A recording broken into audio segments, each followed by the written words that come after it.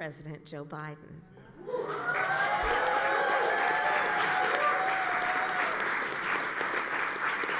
A leader who has the strength, the skill, the courage, and the compassion not just to fight, but to win. And now to introduce our president, it is my great honor to welcome an extraordinary young leader. I can't wait for you to get to know him, Nigel Murray.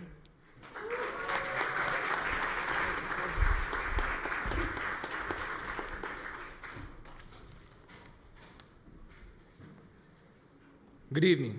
My name is Nigel Bags for over 5,000 children.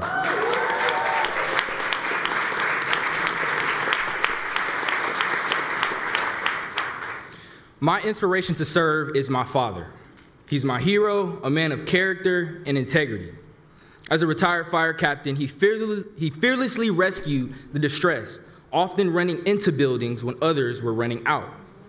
Throughout the early history of black firefighting, it was not well documented, but the first black fire chief is thought to be Patrick Raymond, appointed chief engineer of Cambridge, Massachusetts Fire Department in 1871.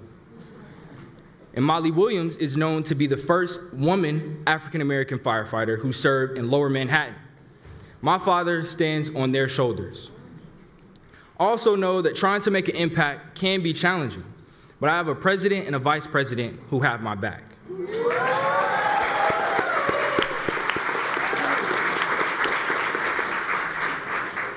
I'm grateful for the historic actions that the president has taken to strengthen foster care. President Biden and Vice President Harris are investing in our young people, in their well-being, in their education, and in their future. They're making sure that all young people, including young people facing hard times, can realize their full potential. That gives me hope. That gives my generation hope. And with that being said, it is now my honor to introduce to you President Joe Biden.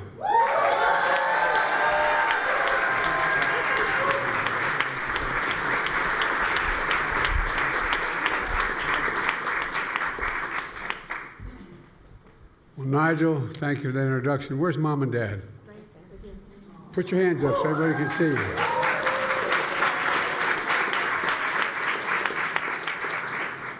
Dad, you know that expression. God made man, then he made a few firefighters. God love you, an incredible family.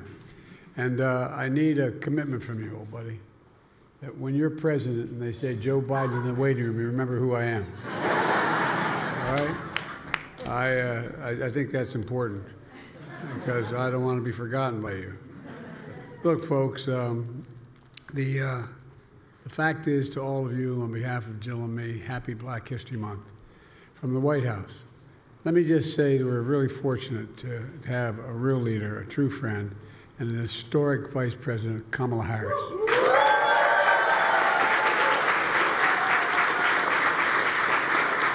I not only ask her to join me, I love her.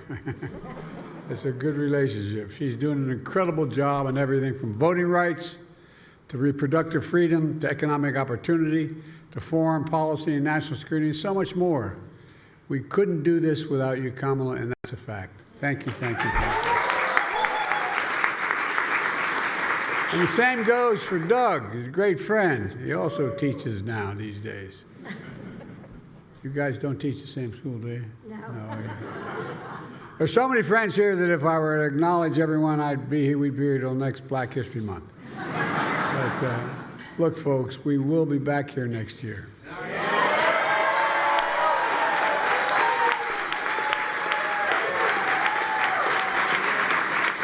And this community is the reason why I'm standing here. This community. And a special thanks to members of our cabinet and our military. I promised the administration that would look like America. And I'm proud to have the most diverse administration in all of American history. And a special thanks to the Congressional Black Caucus, who are key partners in the progress we're making. And thanks to all of you elected officials, like Governor Wes Moore. Gov? Yeah. Watch this guy. Watch this guy. He won in spite of my campaigning for him. Civil rights leaders, business leaders, educators, artists, and so much more. I sincerely mean it. I am president and Kamala is vice president because of you. You've had my back, and we've had your back, and we always will. Kamala just talked about the power of black history that is in American history. Black excellence, culture, resilience, heroes known and unknown who inspired a nation. But as Kamala described, as all of you know, that proud history has always been shadowed by sinister forces, always. Trying to erase our history, trying to deny freedoms to those who seek to dim the brilliance of our nation's North Star. That's the very idea of America, the very idea of America. And you know that we're all created equal in the image of God, deserve to be treated equally throughout our lives. We've never fully lived up to that, but we've never walked away from it before because of you and your ancestors before you, because of all the progress we made together, building a democracy that recognizes the inherent dignity of all. My dad's favorite word was dignity. He used to say a job's about a lot more than a paycheck, Joey. It's about your dignity. It's about honor. It's about respect. And that's what everyone deserves, to grant each of us the power to shape our collective destiny. A democracy with dignity rooted in freedom, fairness, opportunity, and justice, and truth. Truth. Based on promises made and promises kept. A recognition that we all have promises to keep. So tonight, let's reflect on how we make history, not erase history. And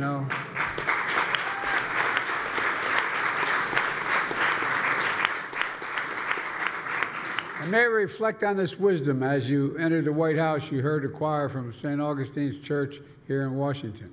St. Augustine's Church once said, St. Augustine once said, singing is praying twice. Well, I felt that power over a week ago when I attended Sunday service at St. John's Baptist Church in Columbia, South Carolina. The church is home to our very own former Columbia Mayor, Steve Benjamin. There's Steve over here.